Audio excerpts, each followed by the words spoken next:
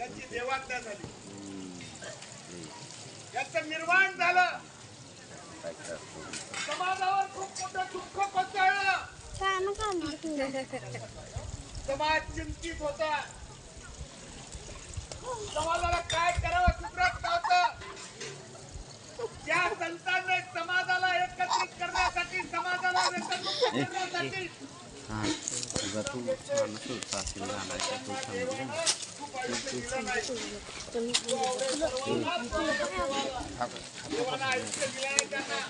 समाज दुःखात होता. 25 ते 30,000 माणसं आलेली होती. 25 ते 30,000 माणसं. त्याचा लोकांना निरोप केला. परंतु काही विघ्न संतोषी माणसं होती.